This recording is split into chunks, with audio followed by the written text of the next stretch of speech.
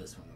Oh, I call it the 4 E's. It's got to be engaging, entertaining, exciting, and empathetic, and she's happy about that. That's a good thing. Yeah. Anyone that's got 4 E's, we're pretty pumped about. Yeah. Well, it's my own rating system. I like that. So a good movie has those elements when it comes to that. That's great. I thought it was well written, and I thought it was entertaining, and I wanted to see what you thought of from a woman's point of view. Mm-hmm. If you're a woman watching this, what did you see coming out of this?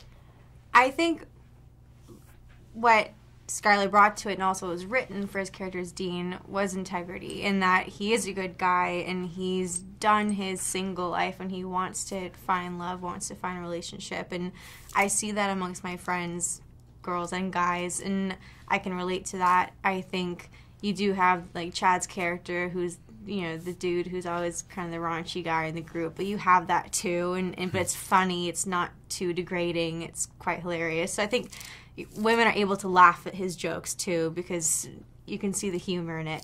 So nothing is degrading to women, nothing's degrading to men. I think it's quite equal and entertaining, and you feel good at the end of it.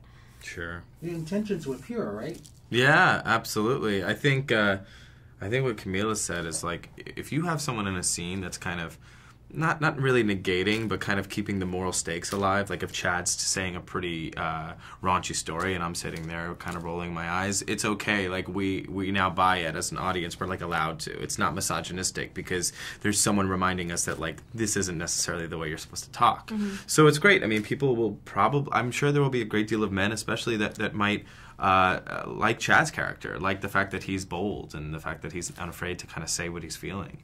And yeah, he might be a little bit jaded in the dating game. I'm sure there's people that have a bit of that. So, for the dreamers and the non-believers, I think it's a great movie. I also like the setting. Shooting downtown, like downtown LA is a great place. I think down Olympic and Grand. Mm-hmm. It's a great place. There's so much energy down there that a lot of people weren't aware of. Talk about the setting of that for both of you. Well, we shot 3 quick weeks in downtown in one area, and then we shot in Little Tokyo for a couple of days, which I loved a lot. Good food. Got some ramen at the end of the night, and it was really fun.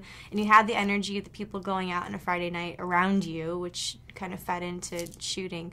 Some of it where their living space was nothing. There's nothing really there. So that area? Yeah. That wasn't the best. It's like a warehouse.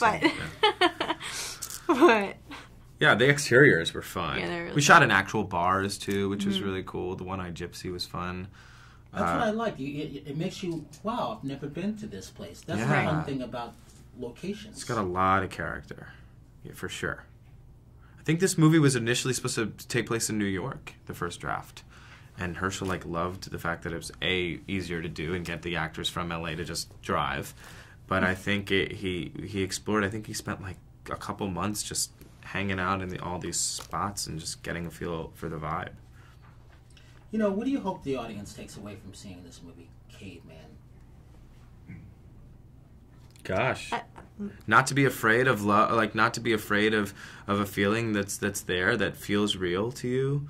I think Dean sometimes struggles with articulating what he's feeling and not living in the moment necessarily. And I think it's a really important thing to kind of sit back sometimes, let the game come to you, but then execute when you need to kind of speak your mind. I agree with that. I think a lot of us struggle with that inner turmoil of feeling but not wanting to express ourselves or being scared of what the outcome will be, and to not be afraid to put yourself out there. I think because the worst you're going to get is no, or the worst you're going to get is it's not right. But at least you tried and you were true to yourself. What do you have coming up, future projects? I have a potential Ground Floor Season 2. It's a TV show I'm doing. Pitch Perfect 2. It's got, I guess, a couple twos. Pitch Perfect 2.